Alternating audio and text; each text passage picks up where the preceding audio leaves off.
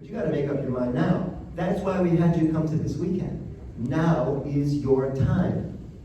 Some of you have been thinking, we need to make some changes in our club. You said it last year, you said it the year before, you said it the year before that, and guess what?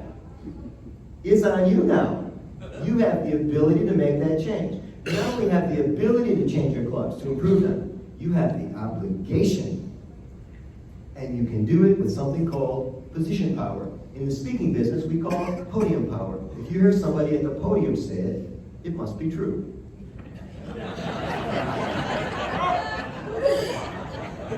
It's true in politics. You heard somebody say it, it must be true. Don't really need to read up on that. So I started thinking about this rhythm thing a long time ago. It's really important to me. I hope I have your attention on this. And then I heard a really great phrase last night. Thank you, sir. Your first name again? Dave. We were drinking last night, Dave. But Dave is a military expert. He actually teaches at a war college. Do I have that right? And he was talking about this thing called, he called it conflict, not resolution, but conflict transformation. And, you know, I'm a writer and I'm a speaker and I used to write songs. I just really like turns of phrase, and I heard that. And even in my alcoholic haze last night, my ears went like this. What did you just say? And he said, change transformation. Because some of you have conflict in your clubs, right? And you're trying to solve the conflict. As president, you want everybody in your club to be happy. Raise your hand if that's true. You want everybody to be happy. That is a silly goal.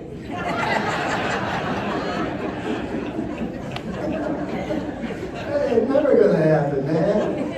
What are you thinking? I mean, you even be really clear, we're voting on this, and then when two people don't want to do it, you'll spend the rest of the meeting trying to convince them. It's majority rule, baby. If that was what you set up, it's gonna, we're gonna vote on this. You don't have to change everybody's mind. That's conflict transformation. Far more important to have the other person know that you're hearing them. Am I right? Yes. That you're understanding them. Is that important? Of course. You see, that's what makes a good president. It's not making everybody happy. Renee and I were at an event in Royal Oak, Michigan not long ago where we had the pleasure of hearing the mayor of Royal Oak, Jim Ellison, give a State of the City address. And there's some unhappy people at every State of the City address. And this guy stood up in the back. You could just tell by his body language that Mayor Ellison was going to get an earful. And this guy starts on him, and the media's there, and Ellison's an old hand in politics. And he's smooth, and he's just listening to the guy, and the guy just read him the riot act. And he finished, and the room's all applause. It was like that old E.F. Hutton commercial. Everybody looked at Jim to see how he was going to handle this, And Jim says, "Thank you very much, sir. I appreciate your opinion. I listened to you carefully, and I want to say this." You could hear a pin drop. And Ellison said, "I appreciate that you're not happy with my decision, but my job is not to make everybody in the city happy. My job is to make decisions that are in the best long-term interest of our community." He got a standing ovation, and the other guy sat down. Isn't that a great line? You can use it. My job is not to make everybody in the club happy. My job is to make decisions that are in the best long-term interest of our club. And then I always follow with something called the yes question. When you ask a yes question, you nod your head yes. And I know some of you are thinking, that's the silliest thing I've ever heard. That could never work.